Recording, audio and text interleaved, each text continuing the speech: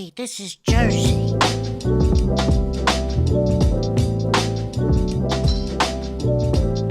You're listening to the Garden State.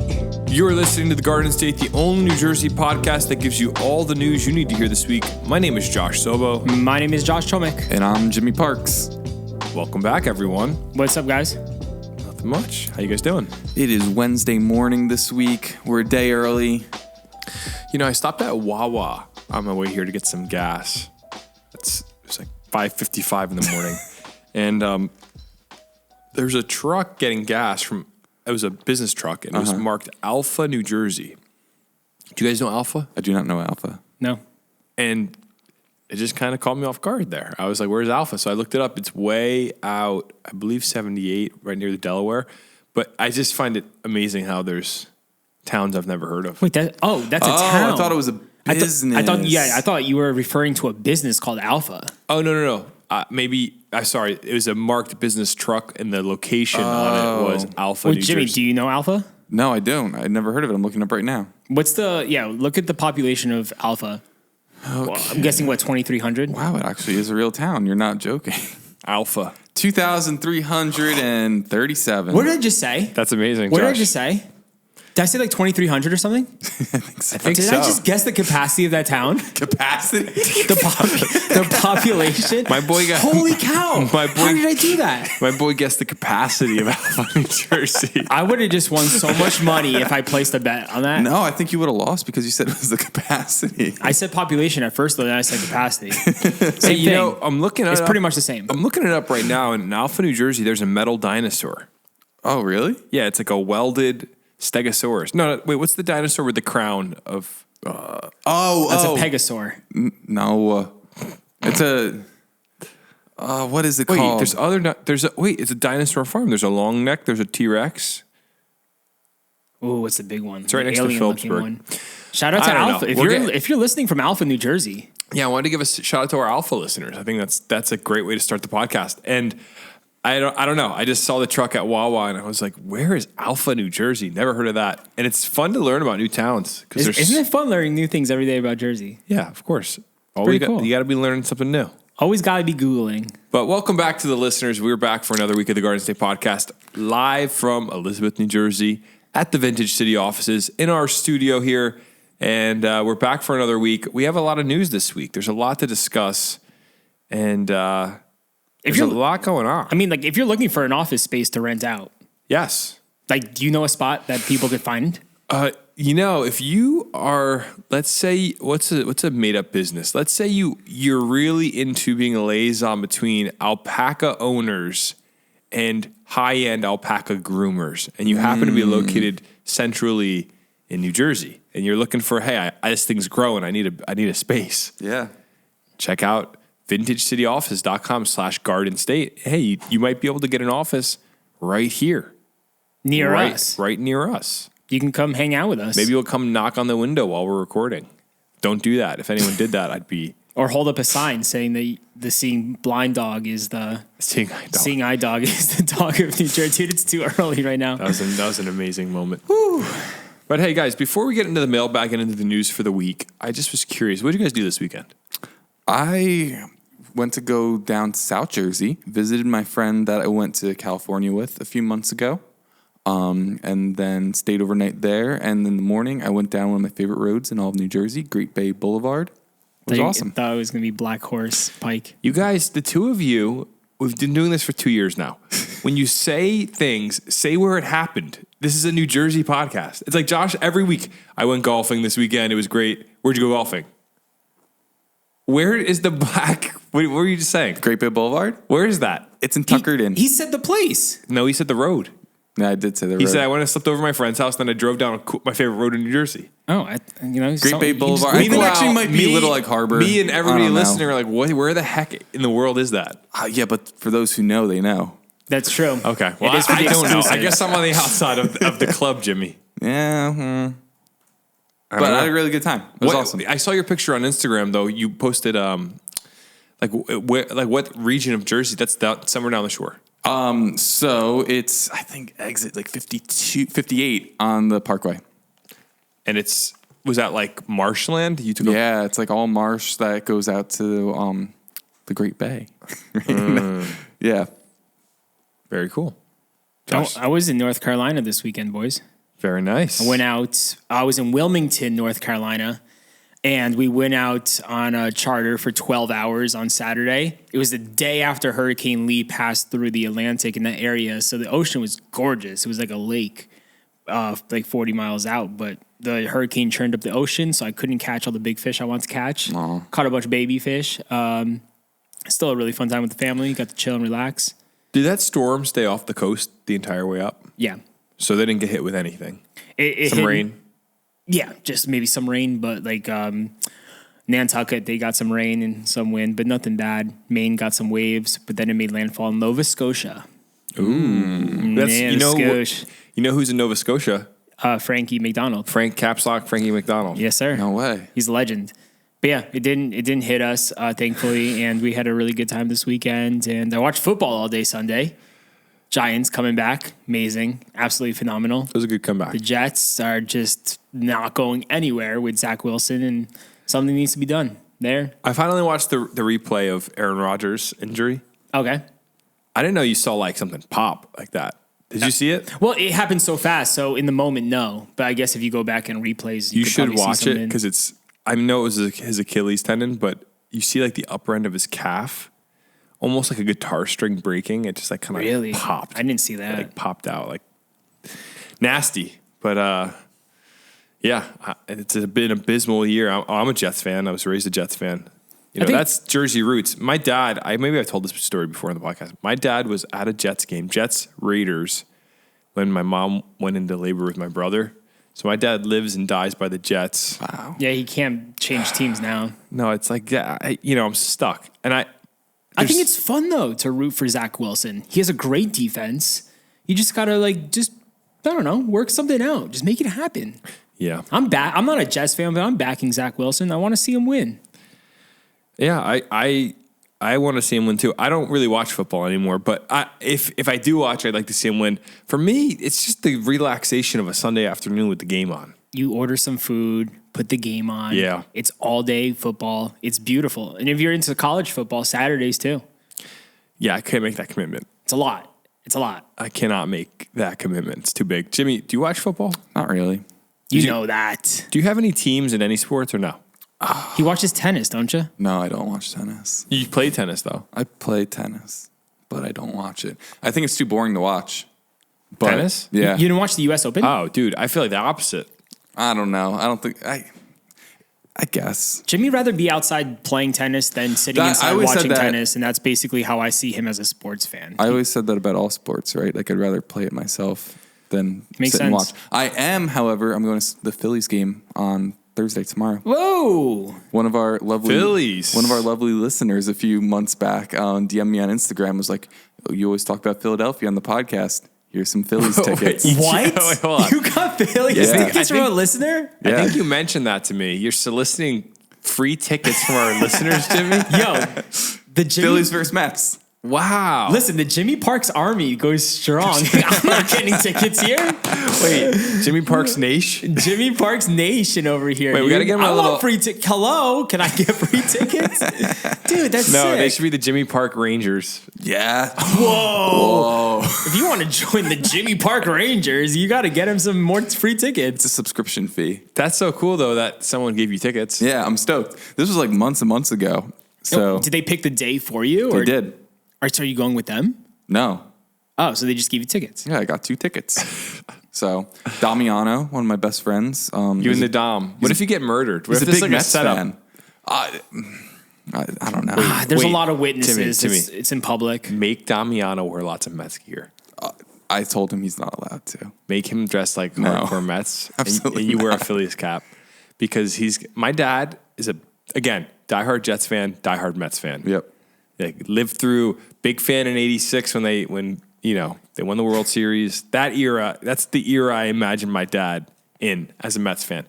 And he told me he would go to Phillies games for work. Yeah. And he just stopped wearing his jersey because they'd be like, he'd go to the bathroom and they'd be like, Mets fans pee outside the stadium. Like they would be like real, but like not in like if you see videos of Philly fans, it's not funny. They're like psychotic. Yeah. So it's like I just want to sit here and enjoy a baseball game. I'm not trying to like. And to our South Jersey listeners that are Philly fans, there are plenty of other podcasts to get into. Well, I have met the Philly fanatic before, so Wow. just gonna throw it out there. On the topic of sports and sporting events, we did get a mailbag call. Do you guys want to dive into the mailbag? Let's dive in head first. Let's do it, baby. If you want to call in the mailbag, the number is. Whoa! I knew it did. I knew something didn't look right. If you want to call into the mailbag, the number is 908 67 99 99 3. Good morning. My name is Grant. I'm from Bud Lake, New Jersey. Long-time listener, first-time caller. Just wanted to say I love the podcast, and also I respect that you guys try not to get too political with the podcast. And, these are polarizing times for the Garden State. We have, two sides to every argument. We got our Taylor ham people and our pork roll people. We got our Walmart people and our Target people. We got our Quick Check people and our Wawa people. Okay. But I think there's one thing at the Garden State we can all get behind, and I want that to be the New Jersey Devils. We lost the Nets a couple years ago to Brooklyn. We house all these sports teams for the great city in New York, but we don't really have a team to call our own. We got a great young group of guys, really putting their heart out there. They got the potential to be something great this year, and I just think it's something that maybe the whole Garden State could get behind. And that's really it. That's all I got for today. Ooh. Shout out to Jimmy Parks. You're awesome. Have a good day, guys. The Jimmy Park Rangers, dude. Everyone loves Jimmy Park. What just happened here? What just happened here? Well, he calls in. I was all in until the last 5 seconds. Like, shout out to Jimmy Parks. Everyone I meet, if someone runs into us on the streets, they're like, "Yo, where's Jimmy Parks?" I think in the range of like love the most to hate the most, it's Jimmy, then it's you, then it's me. Yep. Everyone hates me. Yeah, that's how it works. It's probably because I talk the least. You talk the least, I talk the most. No, because you know the most. People are like, Jimmy knows everything about New Jersey. So, I was just gonna say, I'm definitely getting a vintage Devils jersey. I love the Devils. I don't follow the Devils too often, but like I've always went to games, and I have a bunch of friends who are diehard Devils fans. And come on, it's the New Jersey Devils. He's right. You got to support the team that's based in New Jersey. But let me tell you, this is New Jersey, and people always have to make everything political. All these South Jersey people, they're all Flyers fans. Of course, and you also have so many New York Rangers fans and New York Islanders fans. It's how it works, but at least we have a team that is named the New Jersey Devils, unlike all these other teams that are all New York. So it's pretty cool. Man, I just was, while you were saying that, I was thinking of the Seinfeld episode with Putty. Oh. Driving, man! Don't mess with the devil, buddy! We're number one. We beat anybody. We're the devil! That episode? And it's a priest. Yeah, it's one of their, Elaine's boyfriend he's a body painter, Nice. but they don't know it. And he shows up at the game, takes his shirt off with his body painted. But at this part, he goes up to a car. A priest almost hits him, and he runs up to the window and goes, "Don't mess with the devil, baby." The devil's. But like, it's just really classic. But yeah, I'm 100% getting a vintage Devils jersey this year. I'm gonna wear it on the podcast every time they get a win. I like the one with the green stripe, and I also really like the blue, yellow, red one. The blue, yellow, red is very pretty. That's my favorite one. Pretty sick. So yeah, I think he's right. We have one sports team, the Devils. Yeah. Can you guys name the star of the Devils? I'm just curious. Yeah, it'd be. No. Jimmy, because you already looked at it. Jimmy, do you know like one star player of the Devils or no? Yeah, isn't that... I don't want to sound like I don't know what I'm talking about on the podcast. It's like okay. Brodeur, right? Like... He's retired. Oh. Well, It's you okay. said, you didn't mention like when. Current. You Like just said who's a everyone star. like freaking out about? I don't know. Jack Hughes, baby. No, I would never know So that. Jack Hughes is supposed to be amazing. I think like that's their star player, right? Like that's what everyone talks about. His brother also plays too. His younger brother. It's pretty cool. I know taking over the I know Devils. nothing about hockey. I'll say I have there's There's no apology there. I know nothing about hockey. I don't either. I'll watch here and there. I love going to games, but that's one sport I haven't got into that I need to get into. I'd like to watch. And I heard that, like he was saying, the Devils are supposed to be really, really good this year. That's what one of our friends have been telling us, who wants to write Devil stories for us, and we're like, go for it, bro. Yeah. So, do you want to get another mailbag call in Let's before get one more in. Yeah, before we're early go into today. the news? Yeah, let's see. Let's see what people are talking about in the Garden State. Hey, this is Ramon from Maplewood. First time, long time. Got to complain real quick about New Jersey Transit. All my trains got canceled out of New York Penn. Hop on another train. Great buddy of mine says he'll pick me up at Newark Airport because Newark Penn had like 2 hours of traffic to get to or something. I don't know. You get to Newark Airport, they make you scan your ticket, but your ticket doesn't work because it's not a ticket to EWR. Which, whatever. I had one in my NJ Transit app, activated it real quick. Doesn't work because it wasn't directly to EWR. It only passed through. So I get online to buy a ticket. Ticket machine doesn't work. So I get on the longer line with the machine that works. Then you finally get through the turnstile 20 minutes later. You get on a stupid air train, get off at the first stop for Terminal C, but it's not Terminal C. It's P4 because it's a parking deck. And then you finally get back on the Terminal C to have your buddy pick you up at the airport when you should have been in Maplewood an hour earlier. What's going on, New Jersey Transit and EWR? This is a joke. It's Friday. There's no one on the trains. Everybody works from home now.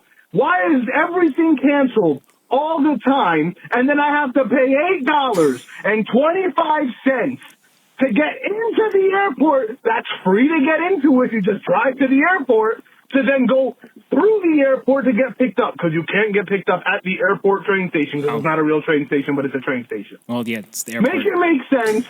Get your stuff together. Ramon. Thanks for taking this time. Big Frank the Tank energy on that call. The problem with Ramon's call, and I understand his frustration with New Jersey Transit, is in Newark Airport, they don't want people to just pull up and pick people up there because it's the airport. They already have too many people there. And that's why he had the issue where he couldn't get picked up there because I know his train got canceled, but... Nothing but respect to Ramon, but I kind of tuned him out about halfway through. I don't know what he was talking about. I just heard a lot of screaming and anger. It's the same thing I feel when I watch a Frank the Tank rant after the Mets lose. And like, I agree, I'm a Mets fan, but at a certain point, Frank, you lose me, man. I don't know. But listen, we could all agree, New Jersey Transit is the absolute worst. It's the worst. I have to feel some compassion here. Yeah, go ahead. A few years back, I was in a similar situation. I was taking the train to Secaucus for some reason, and I'd never taken the train to Secaucus. It was from New York Penn to Secaucus. I get off in Secaucus, and I saw my ticket. And I was like, why do I still have this ticket? Why didn't they take it from me on the train? So I just chucked it into the garbage. And then I came up to the turnstile, and you had to put your ticket in to exit the train station. Rookie. Did you go dig through the trash? I did not. Did you have to buy another ticket? There was some worker there, and I just was like, hey, please, I'm a young kid. I don't know what I'm doing. I threw out my ticket, and then he just let me through. Oh, then what was your problem? But it was a good learning experience. If they ever give you the ticket back, you got to use it to get out of the train station. Okay, question. That's only at Secaucus. So it is weird. It happened to me too at some point, I remember. Yeah. But I was going to ask, what's your guys' worst New Jersey Transit story? Oh, I was stuck in New York Penn Station for like hours and hours, and finally, my mom came pick me up because she's the best in the city ever. Yeah, wow. And she was like, "What a mom!" She was like, "I'm not coming to pick you up in the city," and then she did it. Wow, that's a good mom. Yeah, I was reading a story, and I'm saying this because we trash New Jersey Transit constantly, but I saw a story online where someone wrote an article about how we complain so much about New Jersey Transit, as we should, because there's always cancellations and problems, but they were like, we don't realize how good we have it in New Jersey with New Jersey Transit compared to other states and other cities. You've come a long way, Joe. Because New Jersey Transit is pretty solid.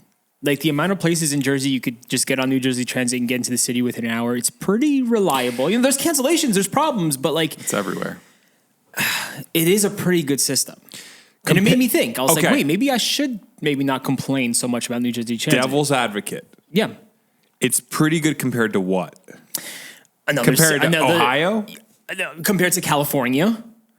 compared to these other big cities, compared feel to like- Texas. Like no other city or state has like a New Jersey Transit. I feel like, and I think this is a worn out argument because I've heard a lot of people over the years say it, but dude, if you look at some of these rail systems in Japan or parts of Europe, yeah. it's Oh, like, yeah. it's Completely like we different. are, and this is we say the greatest city in the world, New York City, which I think New York's the best, and we're in the shadow of New York. All these hedge fund CEOs take their trains in from New Jersey, right? From Montclair into the city to work at these companies. We don't have a better rail system. It should take 15 minutes to get to the city when you're 17 miles away, in my opinion. I don't think we have the capacity for bullet trains right now. But that's my point. Like, I think that's why not? Why couldn't we be there? That's the thing I don't understand. Why couldn't we be there? We're the wealthiest nation in the world. Why can't we be there? We're taxed. New Jersey's taxed higher than, we're like top 3, I think, in the nation for property taxes. Well, I think we're struggling right now to build like another tunnel to get into Manhattan first before putting a bullet train in, which would help all the train cancellation and delays. So I think it's like an order of operations. That train thing is the tunnel is for the trains? Yeah. Yeah, they want to make another tunnel. The because Gateway Tunnel, There's right? only one. There's Portal only tunnel? The Portal Tunnel. There's yeah, the only Gateway one Bridge. way to get into the city now. It's one tunnel. So they got to interesting. make another tunnel, or a newer tunnel that's bigger that holds more tracks that more trains can get into the city in. And that's going to take like 10 years. It's going to be billions of dollars. Yeah. And so like that's a bullet train is like the last thing they're thinking about right now. They're just trying to figure out a way where it's more reliable of a service. I saw a thing the other day. It was one of those meme infographic things, and I researched it to see if it was legit.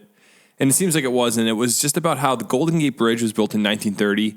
And if you adjust for inflation, how much it costs to build the Golden Gate Bridge, the number would be, I believe, $400 million to build the Golden Gate Bridge. And it took like a year and a half. Really? Yeah. No way. Something is There's bridge replaces on the Parkway that hold are on. taking Let more me than pull a year this and a up. half. Let me pull this up so I can give you guys exact numbers. Golden Gate.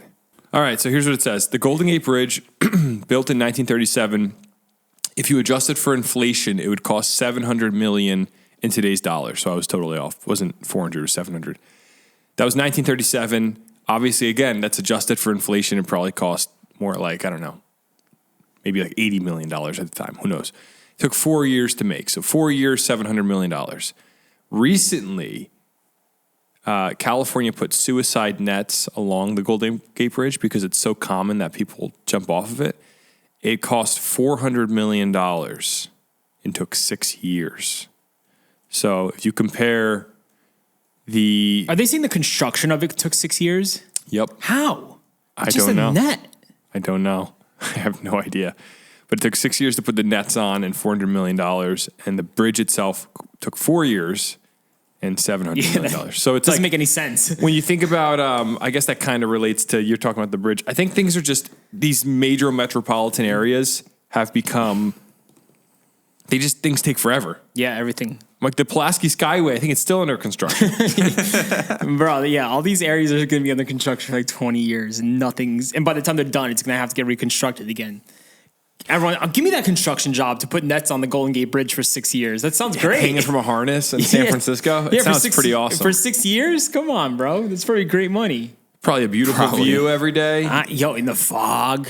Yeah, it probably would be an awesome gig. That's really weird how it took 6 years to build that. Well, I think it's just like just putting a net. The bureaucracy of the way things work now, where things just move slow. Everything takes forever. But also, I mean, you could make an argument, well, people make more money nowadays in the sense of like, their wages have gotten better and people move slower because there's more safety involved. I don't know though. And laziness. We've all been driving down the Parkway and seen a crew of 6 guys just chilling. And I wonder if we have any of those guys listening to the podcast.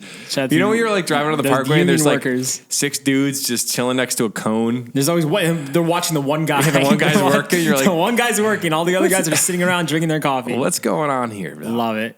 So, all right. You guys want to get into the news? Yeah, let's do it. 2 individuals have been rescued and 1 remains missing after a boat capsized in Point Pleasant, New Jersey. This wasn't a small boat. This was a pretty large boat. Wasn't it like 31 feet? Yeah, I'm not sure about the length of the boat, but you were at 31 feet? Yeah, around that. I think it was in the 30s, but it's a pretty like decent sized boat. And coming into the inlet, bro, getting just capsized, that's terrifying. Do you think this situation, and we'll read the article about the details, but do you think the situation's at all related to the rough currents? I know the current is what did it, but in relation to everything we've been reading about with rip currents and the storm, or is that a completely unrelated thing? I think so. It was a 10-foot wave that crashed on them, dude. That's a huge wave. I guess coming into the inlet, into the area where all the waves are actually crashing. I don't know if that's a mistake on the captain's end for like being out there in those conditions, because I feel like most people would not go out in those conditions, or if it's just like a thing where you have to know how to read coming into the inlet. I'm not sure. Yeah, well, the article definitely points to the hurricane being the cause, but I was just curious if your take as a meteorologist. Yeah. No, it was a hurricane. Okay, so the article says the search continues for a missing 21-year-old man after a boat with a father and his two sons capsized Thursday night in the Manasquan Inlet at the Jersey Shore. The vessel overturned in the waters that separate Manasquan and Point Pleasant Beach at around 8:30 p.m. First responders rescued two people and spent the day Friday searching for a third. Surveillance video caught what appears to be a wave knocking the boat over. Witnesses say the two men who were rescued held onto a cooler to get to safety. They were taken to an area hospital to be checked out. There was a small craft advisory in effect at the time the boat overturned. A local captain who runs a deep-sea fishing business had to cancel tour Saturday due to the rough waters. We haven't been out the last few days because of the weather. We know our limits, the captain said. Waves were 8 to 10 feet high on Friday and were only expected to get worse over the weekend due to Hurricane Lee. The storm is expected to cause dangerous conditions on beaches up and down the shore. The U.S. Coast Guard crews are asking people to give the rescue teams the time and space to do their jobs. So really tragic all around. But I'm assuming this boat capsized. I read in one article, I don't know if this was accurate or not, wasn't the missing 21-year-old, wasn't he in like the cabin of the boat? That's what I read on some articles. I don't know, has it been confirmed? I'm not sure, but yeah, that's what some people are saying. Like he got trapped in the cabin after the boat capsized. The video is pretty insane. Yeah, dude, it's just unfortunate. It's like it's your biggest nightmare, just being on a boat capsizing. But also, like, you shouldn't be out there when there's 8 to 10 foot seas and getting worse. Yeah, you got to be wise, dude. You can't be going out like that. What do you think they were doing? I'm sure that there's gonna be. Even the most experienced captains, you just never know when a giant wave is going to come and just knock you over. I'm sure if this is a father and his two sons and the one son passed, I can only imagine the feeling of regret that this guy's going to have to go through. So it's neither here nor there. I'm sure that it's just a warning to other captains, I guess. You got to be careful. It's crazy that 8 to 10 foot waves are smashing in. I saw the video. It looked like they got pulled into just the actual current and a wave hit them and that was it. And I mean, the boat just flipped, it's a big boat too. Big boat to flip. Big boat to flip. And what's crazy is, so this happened on Thursday night and I was flying to North Carolina on Friday because I was going on a charter boat, 36 footer, 20 miles offshore to go fishing. So I got this story in my head. I'm like, I'm about to go on a boat during a hurricane. What is it going to look like for me? It was kind of terrifying to think about. But luckily, when we were out there, we only had 6 foot swells in the morning, and it came down to like 2-3 footers by the afternoon. But still, like, there were some big waves out there, and I was like, this is kind of sketchy. I can't imagine being out in 10-foot waves. Yeah. No, it's, I mean, you think about a 10-foot wave is pretty enormous. Mm-hmm. Yeah. How do you measure a wave? It's like you go from like the top of the water to where it's at. So from the top of the water to the top of the wave, it's 10 feet. Yeah. Okay. Yeah. I never understood that because I always felt like So think about this. When I was out in the morning, it was 6 foot waves every 11 seconds. Wow. So just think about like how tall 6 feet is, and then think about the every 11 seconds. Mm-hmm. So it wasn't that bad. Like we had some timing where it was like, and it was pretty smooth too. So we're up and down, but still like 6 foot waves were pretty big for me, a person who doesn't go out into the boat that often. But anything bigger than that, bro, I would not go on a boat. It's risky. It's very risky. I wonder if these guys were just fishing. They thought they can get out before it gets really bad. And all it took was, because all it takes is one wave. Yeah. One bad wave, especially coming into the inlet where the waves are breaking. So I'm assuming that's what actually happened. But prayers out to this family that they're going through this loss right now because it's absolutely terrifying. Yeah, and I mean, it's. I wonder if has the boat been pulled out of the water? Like that's the one thing I haven't. I saw photos a few days ago of like a helicopter out there just grabbing pieces. Yeah, so I'm guessing they eventually got everything. It's kind of interesting. I mean, yeah, I don't know that there's much else to say, but it's sad. You got to be careful. Yeah. So. Just be wiser. Don't go out in a hurricane. Just stay home. You don't have to be on your boat during a hurricane. It's crazy. Unnecessary. It's stupid. All right, well, let's move on to the next story. In Red Bank, New Jersey, high school students are going to be required to turn in their phones during classes. There's no other option. You got to drop your phone into the little tub. I don't know. You ever heard about those concerts where they do this? They make you lock your phone. Have you ever gone to one? I've never been to one, but a lot of times when artists are releasing new music and it's not out yet and they're just kind of like testing the waters on it, they'll have you. Don't like some comedians do that too? Mm-hmm. I think it's an interesting idea for sure, right? This isn't a fully thought out idea yet. Don't want this getting leaked out ahead of time. So yeah, it works for concerts and I guess it'll work for schools too. My high school, they didn't have this problem because there was no service in the school. Really? Yeah. And you couldn't connect to the Wi-Fi. You couldn't connect to the Wi-Fi. You could text messages would go through, but you couldn't get 5G or LTE or whatever it was at the time. It's kind of crazy to me to think when I was in high school, I rarely used my phone. Yeah. I mean, we all used our phones in school, but it was like the phone was less addicting then than it is now, for sure. Well, I think when we were in high school, it was still kind of like a new thing. It wasn't socially acceptable to have your phone just blatantly out in class. Yeah. Now, I hear from high schoolers, and they're like, "Oh yeah, I walk around with my earbuds and my AirPods in all day." I hate that. We had to hide our phone. Yeah, if you had to had hide a it. phone, you could. If you had that phone out, bro, you would get it taken away. You would get detention. Yep. Dude, it was so strict. It was scary to have a phone out when I was in high school. I got yelled at by my principal for having a phone out in the hallway one time. Yeah. But it's crazy how times have changed. I remember Temple Run Yep. being the craze when I was probably a senior. Yeah, that makes sense. Checks out. I remember a woodshop, a kid was playing it, and I was like, this kid playing Temple Run and woodshop. I know, Nobody used their phone. It was very rare. I feel like even when we were in high school, bro, most kids didn't have Twitter. It was maybe you had a Facebook account, but kids weren't on that. A lot of kids didn't even have smartphones when I was in high school. So You brought up a really good point about the hallway thing, because now just all these memories of teachers yelling at kids in the hallway for being out on their phones at their locker. Yeah. It's to me, it's crazy to think.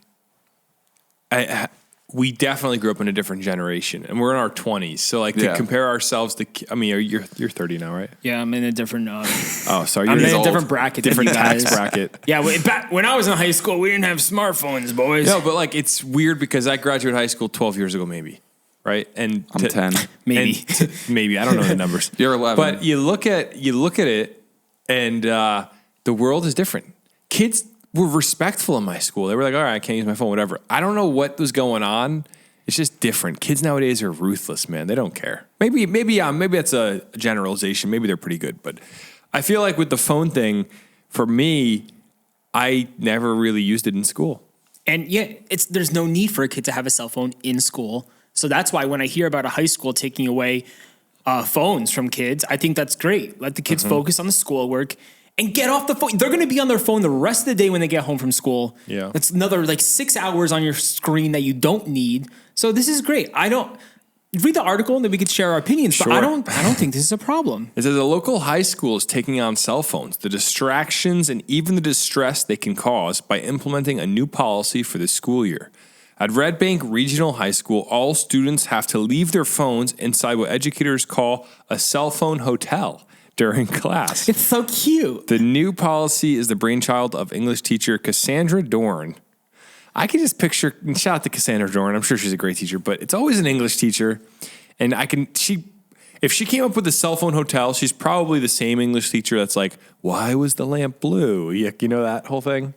You ever read a book? I want to get Cassandra on the phone lines. I want to ask her where the hotel came from. English teachers in high school just went way too hard. You'd be reading a book and they'd go, hey, let's stop for a second here. They get into a car that's yellow. What does yellow symbolize? You're like, I don't know. Josh, were you in some like special needs classes or something? You never did that in high school? Didn't talk to me. Maybe like you that. were in special. You were No, in I wasn't. I was in English 101, bro. English. That's college. Oh yeah, English I don't remember. I don't know. Jimmy, did I you was in ever normal did you ever classes. analyze literature like that in high school? Like they'd look for imagery in places where it just didn't exist. Yeah. Like you'd have to go like I mean that's a meme online. I'm not making up the joke. Like it's a TikTok trend where people are like, why is the lamp blue? Yeah. But like I remember teachers being caught up on. I remember reading Great Gatsby and probably freshman year of high school, and we talked about like the all-seeing eye. Like for weeks. And like I watched the movie recently and I'm like, and the green light. Why is the light green over the bay? Like it's a minor plot thing. It's not like the core of the movie. Like it just seems like, or the book. It just seems like they get caught up, these English teachers, with the weirdest things. You're bringing I back think- awful memories, dude. I it's hated more English. than just English. I think it's art in general, right? Because I remember being in like photography class in college, and I forget which picture it was, but I took a picture once, and my photography professor went off for like 20 minutes about like this one thing that I did. And he was like, I know why you did that. And I was like, that was just like a mistake. Yeah, it was a mistake. It's so stupid. So Happy mistakes. I think, yeah, you're right, Jimmy. That's a great example. I took we had a photo expo in high school, and I got into I was one of the people that competed in it. It was internal, like within our high school, because I loved photography. And one of my photos, it was on shadows, and I took a shaker out of one of my protein shaker bottles, little spring thing. You guys know those little balls? Mm-hmm. Yep. I put it on the sidewalk and took a black and white film photo of it, casting a shadow, and my teacher was enamored. Oh, they're mind blown. Wow, like the imagery here. You use the rule of thirds and the shadow. It's just like I'm like, this is not true. This is totally made up. But and then sometimes you break those rules. You don't use the rule of thirds, and they freak out about that. And they're like, "Wow, you broke the rule of thirds, and because you did that, it gives it a whole new meaning." I wish we had photos together in high school. My teacher. Shout out to Miss Cortinas. She's out there somewhere. But wait, we met her, right? Yeah, we met her downtown. Yeah. She was eccentric. She would roll up and say some wild stuff, and I don't know what went on outside of school with her. I wonder, because it was amazing that she was just like super eccentric and cool. But yeah, so this lady Cassandra Dorn created a phone hotel for these kids in Red Bank, these poor children, a cell phone hotel. It says, school-wide, we were having trouble. Students would take their phones and go to the restroom and spend time in the halls texting, really just less engaged in the whole business of school, Dorn said. The concept is pretty simple. Students place their cell phone in a holder as they enter class, and they're assigned a number throughout the year. The key thing is the phones are available in the event of a personal emergency or if the building issues required access to phones. We would be able to access phones right there, said Lewis Moore, superintendent of the Red Bank Regional Schools.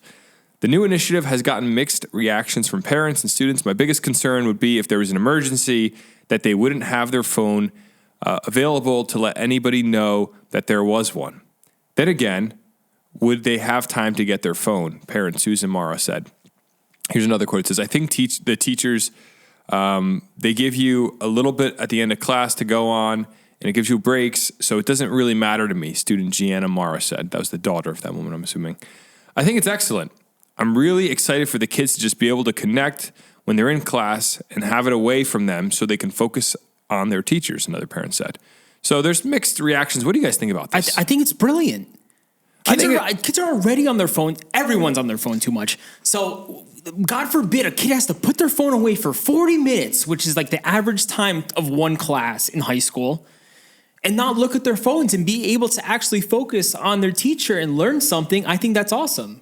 Yeah, I think because if you have your phone on you, you're distracted by social media. You're going on social media, you're scrolling through things, and you're not paying attention to class, and you're not learning. And listen, how often does an emergency happen? And if an emergency does happen, you can get right up and grab your phone within 3 seconds. No, I love it. I think, okay, so to the emergency point, what are you going to do? So an emergency happens. Let's use the worst example. And this is, God forbid this happens in any New Jersey school, but let's say an active shooter comes in. A kid's going to do what? Call their mom and say, hey, mom, want to let you know that there's a shooter? Like, you're not the authorities. I get That's it as just a going to parent. cause panic, yeah. It's just, I mean, like, to me, I get it. As so these people are parents. They want to be able to connect with their kids. It's kind of like that to me is kind of a non-issue because what did people do for all of humanity? Like for the last 200 years of public schools or 110 years, you didn't get to call your mom and dad whenever you wanted or text them. I mean, I think you can call when you're in the hallway.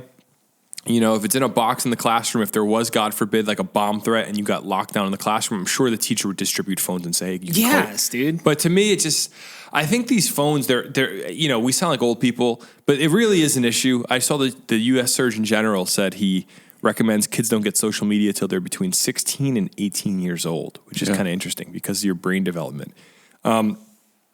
I think it sounds like a good plan. I just think it's kind of going to be like Dirty Dancing. Like they're going to take the phones away and make it. Kids are just going to find ways, as they do with everything. Yeah, because they're so hooked to their phones. So they're like, I need my phone. What I would do is just bring a dupe phone. Yeah.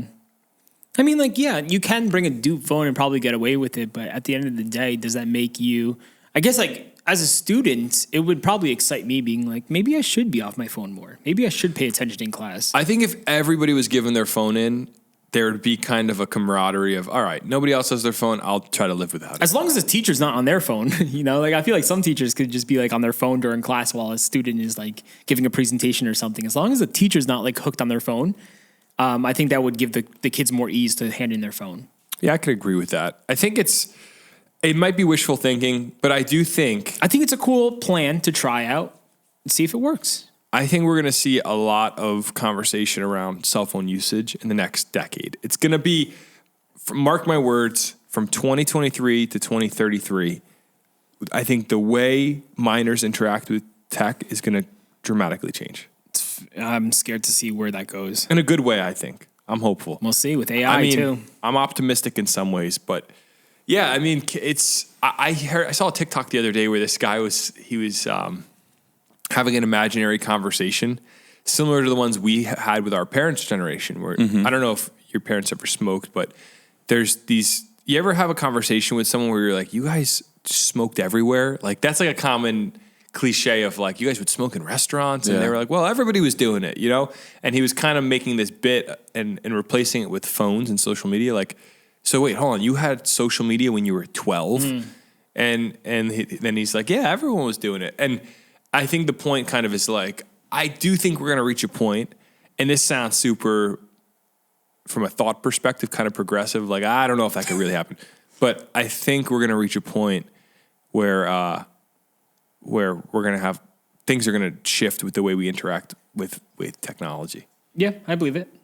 And I just keep seeing these things pop up where, like, whether it's the U.S. Surgeon General, like I mentioned, or whether it's, studies that showed the direct correlation between the invention of Facebook with like teenage girl suicides. Like, have you seen that? No. It's crazy. Like the stuff that's out there is really crazy, but who the heck knows? I mean, to me, I'm not saying this is a good idea because at the same time, I think it's like, kids are going to be kids. It is what it is. But a cell phone hotel is just so. I like the name. Cellphone really? hotel. I was going to say that's the one thing I don't like about it. I think it's pretty cool. The phones have a place to live while the students are out learning. Oh my goodness. And will a cell phone prison sound better to you? We're gonna lock them up in prison. Cell phone penitentiary. No, the kids are gonna hear penitentiary and get scared. Why not just the lockbox? Why don't you put your phone in the lockbox? A cell phone hotel sounds awesome. Why not make it fun? It's an English teacher. She wants to make it fun for the kids. And what is the symbolism in a hotel? You go away for a night. It's a 5-letter word. HOTEL. I don't know what kind of English classes you were in, bro. Dude, I was in... He was in advanced. I was in high AP level. English. What was the opposite of AP English? What was it called? Not normal English. What was the one where it's just like, if you were really bad? Basic English? I don't know. I forgot the name. I thought there was a name for it. I read this book in high school. I think I said this before on the podcast, maybe. I never remember what I've said. In creative writing, I had to read this book, Shattering Glass. You ever hear about this? No. It's about like an unpopular kid in high school who the popular kids take him in and to like make fun of him, but he becomes more popular than them. Nice. And then the end of the book, does he kill everyone? They murder him. And like the room off the gym where you store like basketballs and stuff. Yeah. And I just remember being like, why the heck are we reading this? But also, that was one of those books where my teacher had like a lot of, shattering glass, like, oh, glass being broken, and what happens when the pieces scatter. Sounds like she has a lot of scattering glass in her life. Yeah, well, she did, actually. She got fired for having a relationship with a student. Nice. A female student, actually. So it was a pretty chaotic situation all around. Did it work out in the end? She got fired. So, I mean, like down the road, you never meet up with the kid again. I'd imagine she's on a list. Okay. All right. So next story. Let's move on. All right. What's the symbolism in relation? No, I'm kidding. Nobody. I can't believe you never had that experience in high school. Wait, with a teacher? No. I'm kidding. With like an English teacher that would I feel like that's the cliche for English teachers. They're always so extra. Dude, my with English everything. teachers are just jerks. They're just mean and I didn't like them, dude, because they didn't like me. I didn't like them. I did not want to be in the school at all. I didn't have a good relationship with my English teachers, and that's it. I just I did my schoolwork and I got out of there. Hey, Josh. It's better than having a relationship. You said you didn't have a good relationship. It's better than having a relationship with your English teacher. Very true, brother. What about Spanish teachers? Any better relationship there? Next story. Okay, moving on. I don't know what that means. You guys went to We high school had the together. same Spanish next teacher. story. I didn't like her. Okay. Guys, I got a big announcement with this next story. Boston Market has resumed operations in New Jersey. Did workers get their money back? Yeah, they did. They Wow. paid their $630,000 in back wages to the hundreds of workers. Wait, that's great. They're making a comeback. So if people have their chicken again. If you don't know what we're talking about, Boston Market was forced by the state of New Jersey to shut down just like a month ago. Yeah. Because of back wages that they hadn't paid. And I guess they caught up this week. Let's go. They did something good. Yeah, and for holding back wages for years for these workers. So the Boston Market stands were coming out of the woodworks. Oh yeah, a lot of people. Our story blew up. People were like, "I love Boston Market." People are sharing their stories from working there over the years. That one girl called in who used to work at Boston Market. It didn't exactly sound like she enjoyed working at Boston Market, but she called in still. Yeah, shout out to Boston Market, dude. We should go to Boston Market and celebrate the comeback. I'm down. It's been a hot minute since I've been to We're Boston gonna have Market. to support them now that they paid all these back wages. I saw there was a story online about the founder of Chick-fil-A. Chick-fil-A at one point was really concerned about Boston Market as a competitor. And I guess he was building a strategy to compete. But how funny is it that there's a timeline where Chick-fil-A is worried about Boston Market? Yeah. Hey, it's like any business, bro. You don't know if you're going to blow Chick-fil-A up. crushed. Crazy. But it says labor officials in New Jersey have lifted a stop work order that had temporarily shut down more than 24 Boston Market restaurants after the owner paid more than $630,000 in back wages to hundreds of workers. The Department of Labor had issued a stop work order on August 15th against 27 restaurants across the state after the investigation found multiple violations of workers' rights. The state also imposed nearly $2.6 million in penalties against the firm. The order was lifted after 314 employees received all their back pay, officials announced late Thursday. So 314 employees, if you divide, how much money was it? 630,000, they said? Mm-hmm. 630,000 divided by 314 employees. You're talking $2,000 an employee. Okay. You're talking everybody got a check here. Let's go. So the company has requested a hearing challenging the state's findings after the stop work order was issued. And labor officials said Friday that the fines, penalties, and terms for future compliance remain under negotiation. So the $2.6 million, I have a feeling that's going to be lessened on some level because that's the fine from the state. Isn't it funny that they don't pay their workers $630,000 and the state goes, hey, you know what? You also owe us $2.6 million because you didn't pay the $600,000 out. Like, how does that work? How do you guys get more money than the bunch workers? of thieves, bro. It's like, geez, the fines are $2.6 million. That's crazy. Why not say, I don't know. I just think that's kind of funny.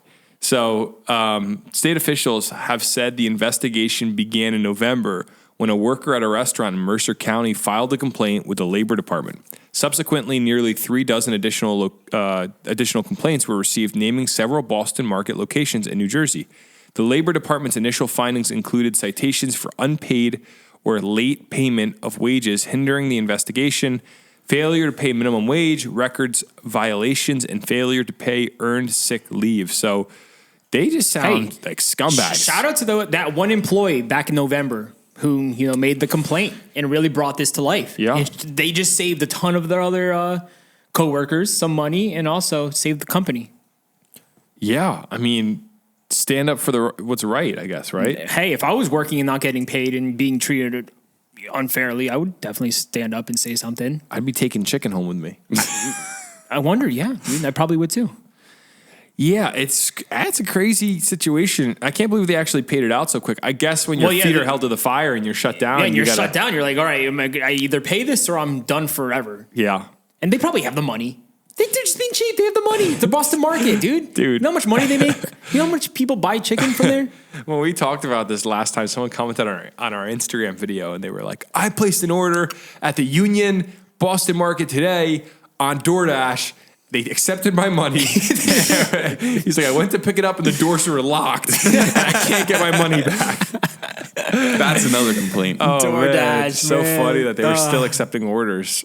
Well, DoorDash probably wasn't aware, so they're probably just taking orders and then just pocketing the money. But I think you have an account on DoorDash where you control like if you're open or closed. Interesting. It's like if I own Boston Market, it would be my due diligence to go on DoorDash and close my business. Gotcha. I don't think DoorDash does any of that. Maybe like the kid, though, who was in charge of the DoorDash, he's not getting paid. He's like, screw it, I'm not doing it. Mm-hmm. Maybe. I don't know. Well, if you're a fan of Boston Market, you can go back today and get your chicken. Congratulations. Yeah. All right. So I guess that's an uplifting story, right? I think that's very uplifting. They're back, baby. Let's go. This next story is even more uplifting than that one. Oh, really? Come on. A cheetah and a Labrador retriever have become best friends at the Turtleback Zoo. Yeah, probably because this cheetah's getting ready to eat this Labrador retriever. Whoa! He's trying to be nice to him, and then one day... Jimmy Parks. Why you got to go that way, bro? No, Jimmy. They're best friends. This is just the way They're life just hanging works. out, brother. It's an emotional support dog. What if they're in... Is this a romantic relationship possibly? No. That's not. Hey, you could go that direction too. Jimmy said he wants to kill him. I found 2 articles on this, but one of them said it's an emotional support animal for the cheetah. I mean, you figure that cheetah's gonna go in on that. I'm sorry. You agree with me?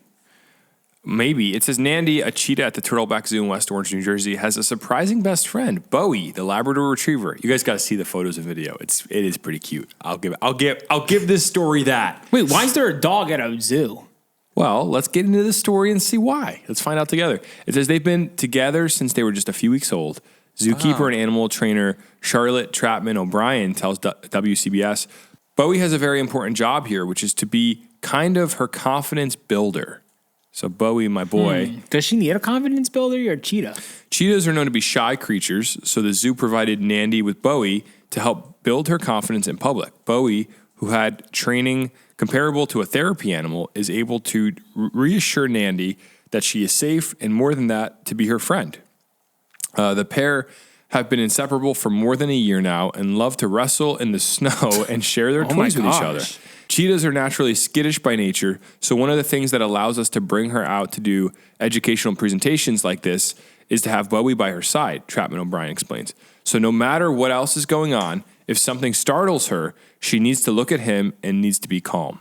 So it's pretty interesting. This cheetah is basically an emotional support dog. In Africa, dogs are also used to protect cheetahs. Huh. Yeah. Okay. Sadly, wild cheetahs' ranks are dwindling. Fewer than 7,000 still run free in Africa. So, See, I wasn't buying this story one bit the entire time, but then you brought Africa into it. I'm like, all right, dogs are protecting cheetahs in Africa? It must be legit. Yeah. But at the same time, I don't know, man. What don't you know? Tell me. They're gonna one day they're gonna turn their backs, and the cheetah's gonna flip and eat the dog or something. No, I don't think cheetahs are like. I think we see a photo of a cheetah in Africa, and we know they're fast. We know they're a cat, but I think we have to. It's a size thing because you have to think a cheetah. Like, look how skinny a cheetah is. Yeah, but that thing is skinny but strong, brother. No, for sure. I'm not saying it's not strong, but it's not a lion. It's not a tiger. Whoa, hold on. Cheetah. What do cheetahs eat? Small antelope, impala, gazelles, as well as larger animals such as warthogs. Yeah, brother. You ever? Yeah, dude. Okay, cheetahs are no joke. So a fully grown cheetah is pretty large. Teeth on that thing. The teeth on a cheetah alone should scare you to not put your dog next to it. I would love a cheetah as a pet, though. They're pretty cool. Has anyone ever tried to breed like a cheetah and a dog? I don't know that that's a good idea. Is that possible? I don't know if it's possible. Okay. I think what would that become? I think feline and canine cannot mix. You just never know. It's 2023. Yeah, I guess you never do now. Imagine that. I think it's good for now. Bowie, shout out to Bowie. I love labs. I really want. If anyone here has a connect listening, anyone here like they're with us, if you're listening and you have a connect with a really good English lab breeder, hit me up because I want to get I love labs. They're better than humans. Yeah. Labrador retrievers, a good black lab, a well-trained one. It's like there's nothing better. Josh, you never had a dog growing up, so you don't know. Jeez, I was about to say, dude, I love labs. You didn't have to do that. I thought you were going to say, if anyone has a good English teacher. I didn't know you were going there. What do the spots on the cheetah symbolize? Blemishes from its past. I don't know if the story mentions it, but I don't think they leave this cheetah in lab alone ever. It looks like in the photos, like all the workers are with them together. Right? Yeah, it doesn't say, but I'm assuming you're right. It's more for the performances, I think. Also, think about it. This isn't a wild cheetah. This cheetah was born and raised in the zoo. It doesn't know the wildlife. This thing has lived in a cage its entire life. So that's why it's just like it's a totally different scenario. Yeah, but isn't there that thing like called natural instincts where oh my goodness, it's gonna take over? Yes, Jimmy, that's what's weird. I don't know when natural instinct kicks in. That's why I don't trust it. Look at this video of them hanging out. Yeah, dude, I don't know. It's cool. wrong. It's wrong. Why is it wrong? A cheetah is not supposed to be hanging out with a dog. It's not natural. Chomick, your opinions on this are all over the place today. Might as well breed them while you're at it. I don't know. Make a what would you call that? You keep going on about this breeding. You're trying to get I'm just saying, I'd experiment. I don't know. What? A dog and a cheetah. What would you call that? We gotta move on. We gotta move on. What would you call that? A diga? Nah. A chog. I'm sorry. Can you mute my mic right there? I'm like snorting. I'm laughing at Chog. I don't know. I think we should move on. I think it's an uplifting story. Nothing negative to say there. I think it's beautiful. It's just like, come on. You just gotta be careful. Yeah. You should be careful. I would feel bad for that lab, if you left the cheetah in the lab alone and the cheetah just lost it. You never know, dude. It's a wild animal. Just gotta be careful. Just play it safe. Okay. Noted. Yeah, noted. Let's stop by the Turtleback Zoo, though, and check that out. All right, let's move on to this next story about the American Dream Mall, which we haven't talked about in a bit. It's been a while. And are they doing better? No. Well, here's what I want to say before we go into this. Oh, I can't wait for this story. I can't wait. We got slaughtered by one or two comments last time we talked about this, saying, you guys are trying to ruin jobs. No, we're not. We have no intention of ruining anybody's job. So I'm going to be very straight-laced with this story. I'm not going to give an opinion. I'll give my opinion. I'm going to just read it, and we'll go through. Okay. The American Dream Mall's losses have quadrupled in 2022. And like we always say, the American Dream Mall is... It's cursed. It's cursed. There's something wrong. There's something wrong there. It might be going downhill fast. Jimmy Hoffa. He's buried underneath it. Is underneath it. That could be it. It's a fact. No, but I mean, they comment. There was a while where the American Dream Mall was commenting on our Instagram posts. The mall? Yeah, you didn't see this? No, you never showed me. They were commenting like heart emojis on our stories, talking trash about them. Like so they liked us. No, they were like being sarcastic back to us. I wonder who's running. Is he like a teenager running? Probably because it would be we'd make a video saying they're cursed, and then they would comment like heart emojis. Yeah, it's and our like job. It's our job to say that. And guess what? We're getting them so many views and so much free promo that they're not paying us for. They should be thanking us. Those hearts should be real because we're drawing people to their mall. I guess it says the American Dream Mega Mall in the New Jersey Meadowlands has seen its losses increase fourfold in 1 year, according to a draft securities filing. The 3.5 million square foot shopping and entertainment complex, home to an indoor ski slope, amusement park, and water park, lost about $245 million in 2022 as expenses almost doubled to $428 million, according to a 3-page document posted Monday to the Municipal Securities Rulemaking Board's EMMA website. Financial expenses, which typically include debt service payments, ballooned to $189 million. So that's all, finance speak for they're not doing well financially. Yeah, it's not looking good. And I don't know what the thought is here. What do you guys think? Do you think this is something that's long-term going to just deflate? Like, what are they going to do with it if it doesn't work out? I personally think the days of a mega mall are past us. Okay, I'm interested to hear this argument. I disagree, but continue. It's a little overwhelming when you go in there. I think a mega mall is beautiful. Okay, whatever you...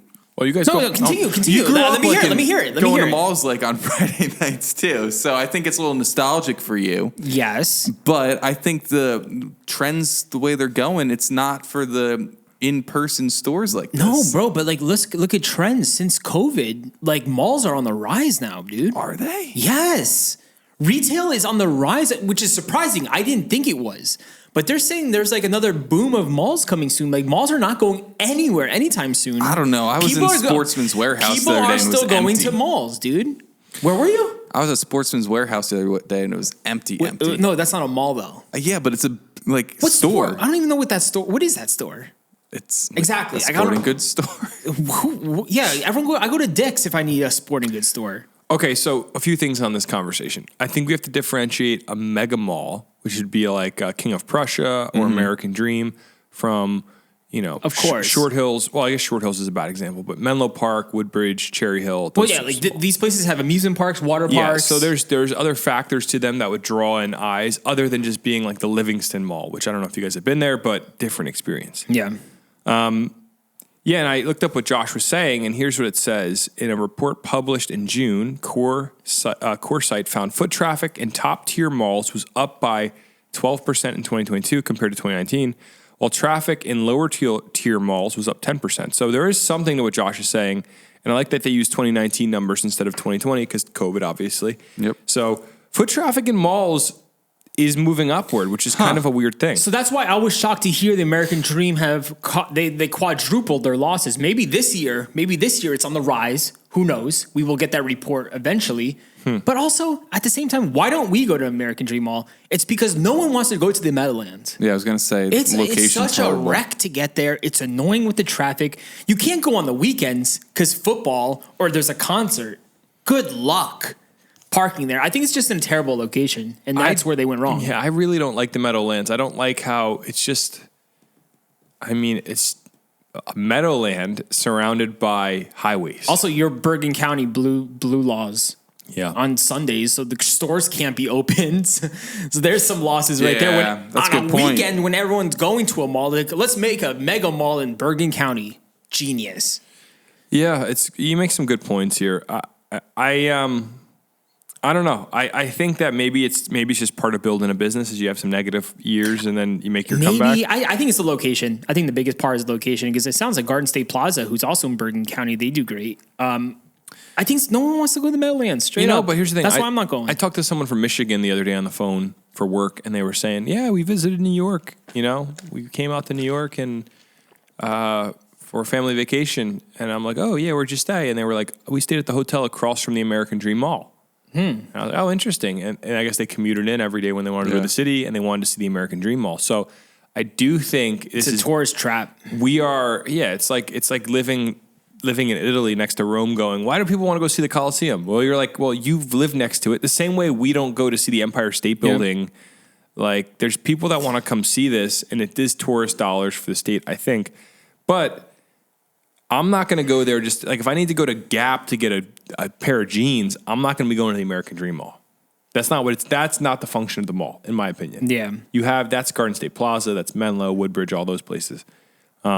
The function of this mall is to be a tourist attraction and also for, I think, events. Yeah, and I think it's cool if you want to go surfing in the wintertime or snowboarding in the summertime. You have those options to do that at the American Dream Mall, which I think is amazing. It's a fun activity, especially to go with your kids. You also have the water park. You have the amusement park. There's a lot of cool things to do there, but it just no one wants to go to the Meadowlands. And back to your point, Josh, I've gone to King of Prussia Mall. Why? Because it's King of Prussia Mall. Everyone talks about it. When I was in Minneapolis, I went to Mall of America because it's the Mall of America. You know, if you're not from the area, you're going to want to go check it out because it's interesting. So I think that's, it's for tourists mostly. Absolutely. I lost my thought. I had something I wanted to say about this before we move on. All they're missing is a zoo now. Imagine like adding like Yeah, it'd be cool. A cheetah and like a dog. Genius. I guess we'll just have to see how things pan out for the American Dream Mall. Yeah, I'm curious how this. I would imagine this year is a little better. Oh, I know what I wanted to say. What? I do think, and we always joke about it being cursed, but I do think it is crazy how many horrific things have happened at this mall. Have a lot actually happened? Okay, so I'll run through the ones that on the top of my head, and I'm sure there's others.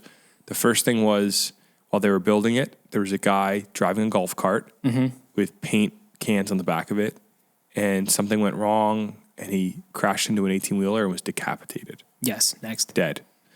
There was a military veteran who I found out went to a church with a friend of mine in Long Island. Or he might have been active duty, but he was in the military, and he fell on the ski slope, hit his head, and died. And he was like a healthy 23-year-old guy. Oh, 23. There was the helicopter in the water park that fell from the ceiling. It was like a mock helicopter. Yeah. And it landed on 3 people. Nobody died, but there was injuries. Yep. Big snow fire. There was the fire at Big Snow. Yep, that shut it down for months. There was the shooting. the shooting in the parking lot that we talked about. There was the freeze over where everybody got stuck for like 4 hours in the parking garage when everything was frozen. My gosh. Like that's 6 things we just came up with. Yeah, there's probably more that we're forgetting. But it's such bad PR for this place, and I'm not into like the hocus pocus of like it's cursed, but it is. You have to say it is kind of weird. It is weird, yeah, man. Something like it's kind of weird. It goes back to and then built on an Indian burial ground. Michael Scott. But then you go back even before that, and you talk about when it was Xandu. Yeah, this place was abandoned for like 12 years. It comes back to, bro, it's in the worst location. No one wants to go out there. And it's miserable with traffic. And you're right next to MetLife Stadium. It's terrible, terrible location. On the one hand, it's a relief to know that it's not just me. The whole office is cursed. On the other hand, I may have to deal with the dark unknown. Did anyone do anything involving an Indian burial ground? Like what? Like park on it. Or dig up a body. Look. Dude, this show, I don't want to stop that clip. It's so good. Oh, it's such a funny show. Yeah, American Dream Mall is cursed. Something's going down there, and people are going to come at us being like, you guys bash this mall too much. We're just stating the facts. You just stated all the bad things that happened there, and we're here to report about it. I don't want to... God bless them. Go hang out there if you want. I'm not going to the Meadowlands. I don't want to hurt any business in New Jersey. I want this state to only get better. I'm trying to... We have a voice here in New Jersey. I want to be positive. I want to see the American Dream Mall thrive. It ain't going to thrive if you don't go visit it, Josh, and support it. I'm not saying it's cursed. I just think there is a lot of weirdness around it. If you lay it all out like that, and these coincidental situations that have happened, it's really bizarre. And I haven't even looked up like American Dream like recently, and I'm curious if there's been any other horrific sort of things happening there. I hope not, for their sake. I mean, yeah, we'll have to look, but yeah, I don't know. Crazy nonetheless, and sad, but hopefully things pick up for the American Dream Mall. Maybe we'll have a storefront in there one day. What do you guys think? Not the way they're going. Let's go to the next story. Well, think about it. Okay. Yeah, this last one's a doozy. A live hand grenade was removed from a home in Secaucus this past week. This is not good. Imagine like just finding a live hand grenade in your home. Why was it in the home for the first? Was it like a decoration that turned out to be real? Maybe it was a situation where they threw out their train ticket. Oh, probably. It was Secaucus Junction. No, It was in the house.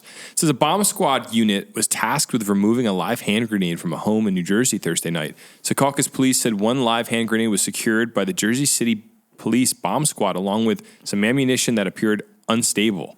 Great. A neighbor told Eyewitness News that the man who lived in the Secaucus home was a Vietnam veteran who died earlier in the week. The bomb squad removed all the dangerous materials from the house. The home and all surrounding area have been deemed safe. So this dude was a Vietnam vet. So this was there for years. Probably, yes. Wow. And the dude was just like living with it. Little souvenir from Nam. It was a live grenade though. Live hand grenade. Just the pin hasn't been pulled on it. It was probably sitting on his mantle. Like, Yeah. Was he just waiting for someone to come just like break into his home one day? No, I think it's just a souvenir. I don't know. It's a live grenade. No, maybe he brought it back. Maybe it was like a home defense thing. Maybe he was like, I want to have a grenade in case someone tries to. Oh, come on. You're going to blow up your whole house if you throw a grenade. My brother, look, he's been to Vietnam. He's been You've to seen Nam, some dude. stuff, dude. Yeah, dude. Yes. He knows a lot more than you and I. Hey, all I'm saying is I'm not throwing a grenade in my house. I think if I had access to, if I was in Vietnam, Yeah. no, I wasn't in Vietnam, so it's hard to say. But if I was in Vietnam and I had access to grenades, ammunition, all this different stuff before coming back, I'd probably grab a few things. And I might throw a grenade in like a lockbox, like an ammo can under my bed, and just say, in case of Yeah, but this guy, it seems like he was just ready to go with it. Like, he was not just under my sitting bed. there. For the record, I wouldn't put it under my bed, but I might put a grenade in like an ammo can in my closet, and just go, Like a gun safe or something. Someone wants to break in, welcome to the rice fields. You ever see that meme? No. Yeah, it's crazy. Okay, Claymore Roomba. You've never seen that? No. Okay, no, we're not gonna get into it. I just, for the record, I don't think it's safe to have a grenade out. No, obviously. Just That's why ready the to go. bomb squad came. I don't think grenades are known it's for not just. a good idea. I don't think they're known for just detonating. You got to pull no. the pin. Yeah. So it's like if you're a Vietnam vet, and who knows? I don't know if he had kids. Maybe he lived alone. He was just like, I like the. Well, what kind of exposed- damage are we talking if that grenade went off in his bedroom? I think that's one thing. I've never thrown a grenade. We have some friends that have. We should ask. But to my knowledge, a grenade is not like it's going to throw shrapnel Yeah, around. it's not like Yeah. a bomb going off. It's not like it's going to blow 6 walls out of your house and knock your house down. It's going to throw shrapnel around and kill anybody around it. I think it'd put a good hole in your floor. Probably. But you've heard stories of people like laying on a grenade to protect their friends around them. So it's not like a Were you laying on a grenade? Yeah. that's like a very common story in Yeah, war. you Like jump on a grenade. Someone throws a grenade up over, and some people survive. Oh, yeah, of course. You stop the Sorry, shrapnel. I didn't know what you meant. stop the shrapnel Yeah. from hitting people. So I don't know. I'm not saying you should have a grenade in your house, for the record. But I think he's a Vietnam veteran. You gotta look at the context here and understand there's some complexity to this situation. Actual legit question about Yeah. the state of New Jersey. Is it legal to have a Definitely grenade like not. that in your house? I would say. Or can you purchase a grenade legally? This Is going to it be legal to have? I don't know the a laws regarding grenade? grenades here in the state. So I Somebody's think gonna get on I'm some sure list. there's like a series, like there's like it's a series 1 explosive or whatever. I'm sure it's like on a list of. In 1968, revisions made it illegal to own destructive devices, including grenades. So I think federally, it's illegal to own a grenade. Noted. So this guy was illegally holding this grenade in his home, just ready to go. Hold on. So there is a lot of correctness. A grenade is a destructive device, requires paperwork of $200. Okay. We're getting somewhere. So there's a $200 tax per grenade. So I think there's probably some states where you could buy a grenade, which is pretty epic. Oh, so that's just in general, right? You weren't just reading that about New Jersey. It just said generally, Yeah, And no then Sean Jersey. It's No, generally yeah. frowned upon. I'd imagine if you have 1,000 acres in Oklahoma and you're like, you know what, I want to throw Oh, a dude, grenade. I'd be chucking grenades left and right. I would be throwing grenades. That'd just be for fun. awesome. Honestly, I'd be kind of scared, but it'd be pretty cool. Did Like you pulling see- the pin. How long do you have after you pull the pin? Let's find out. I don't know. Like, don't you have like 3 seconds? You guys play Call of Duty? No, I think it's I think it's longer than that. usually 4 seconds. Oh, well, okay. I just said 3 seconds. It's a whole second Josh, more. you're good with these guesses. today, Guys, man. I am on the money today. Goodness, I'm so good. Yeah. Not to brag, but Listen, if I had a bunch of land, I'd probably buy a case of grenades to start throwing them. yeah. But So if- someone breaks into your house and you know they're in your living room. You don't want to go out and face them. Pull the pin, toss a grenade out there, and get down. Duck for cover. It's a caucus. You don't have that space, so this guy should not Yeah. have had a grenade live in his home. True. Kind of terrifying, but yeah. Hey, at least didn't die by the grenade. Yep. Yeah. No, it's a good. Well, He passed. Josh, He's old. It's age. I didn't say anything bad. I don't need to cut that. Oh, so you're saying he didn't pass away from a grenade? No, he passed away due to age. I'm assuming maybe he had a heart attack. No, you're right. It doesn't say. I just thought that was because I didn't think you realized he died when you said that. Oh no, yeah, I knew he died. Oh, okay. It said he died. Okay, got it. Yeah, no, he did pass away, but it was not due to a grenade. Is your point? Yes, thankfully. That would have been bad. Yeah. Well, thank you to we should honor this guy's life serving in Yes, Vietnam 100%. as a veteran, and it's a good thing that the grenade didn't hurt anybody in the surrounding area. Yes. Because who knows? I told you guys about the time I worked at a shop where the bomb squad showed up. Yep. Mm-hmm. Again, one of those stories that I probably told here before. Yeah, I think we said it a few weeks ago, but good story nonetheless. Thanks, Jimmy. You're my hype man, Jim. Thanks. We should just get rid of this guy. I would. Jimmy and Josh. I'm gone for 5 weeks next month, so you guys get used to not having me. See, that's you guys interesting. are gonna miss me so much. That's I'm already used to interesting. it. There's 4 weeks in a month, but he's going to be gone for 5 weeks in the month. Yeah, that's a little Interesting. strange, guy. You ever look at a calendar before? I don't know, Pa. I'm working it out, figuring it out. I'm gone for a little bit, guys, so just get ready. You guys are gonna do 1 week without me. You're gonna be like, dang it, we need Chomek. Hey, Just saying. You ever have somebody call you a word like guy or bud, and it ruins your perception of them as a person? So like you're mid convo with somebody, you're having a great, you really like them, and then they happen to slip it in there towards the end. Yeah. Like we've talked about bud before. When someone, But yeah, you if can't. You can't just call me Bud out of nowhere. Like you got to be my bro if you want to call me Bud. Or, No, you got to be my little league coach, my grandfather, or the president of the United States to call me bud. There's scenarios where it's like there's people who I love and I'm close with who have said Bud before, but not like in the condescending way where like, hey Bud, go get me this, or it's just like, yo Bud, what's up? If someone says to me and I'm semi-familiar with them, they're like, hey bud, how you doing? I'm like, do you want to fight me right now? Like, what was that? That's just, Yeah, like those Bud. are, Am I your puppy? Am I your little dog? Who? very who condescending. Do you think you're talking to? It's terrible. but on the same breath, what was the other word I said? Guy. Someone hits you with guy, it's like, all right, I think I'm getting in a fist fight today. It all depends on the tone of their voice and who they are as a person. There's no polite way to say guy. What's up, guy? What's up, guy? I don't know. I think like I'd be honored if someone called me guy. Someone hits me with guy or bud. Bud again. Bud is, I said it. Bud before. is way worse than guy. Bud is relegated to little league coaches when you're 9, and like your grandfather comes over for Christmas. Hey, bud, how you doing? Good, grandpa. But if you're under the age of 60 and you call me bud, I guess maybe 55. I could see a 68-year-old saying bud and I'd allow it, but I just feel like there's something off there.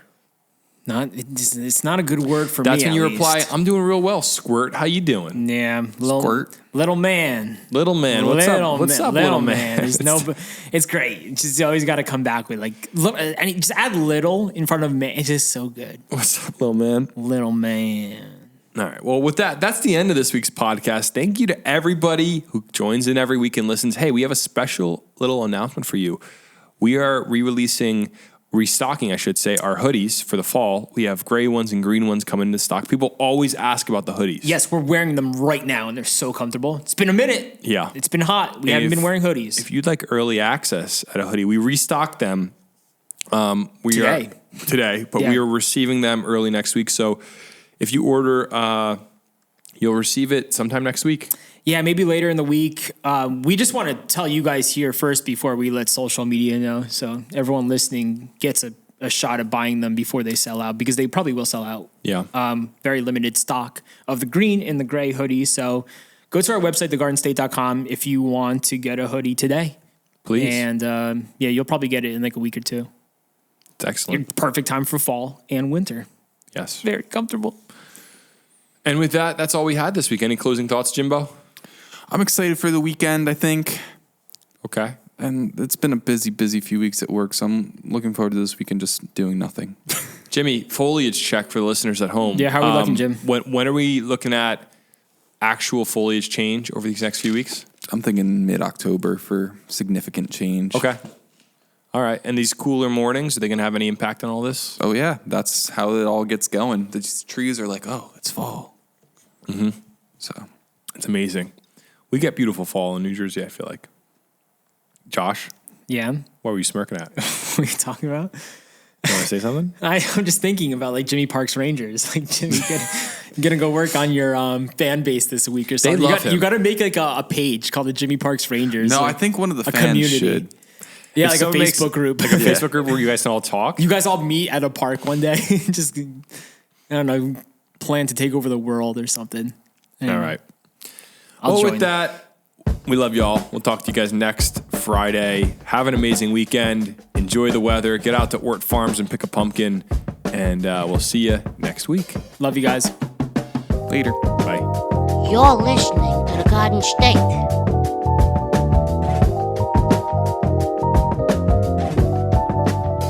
The Dirty Jers.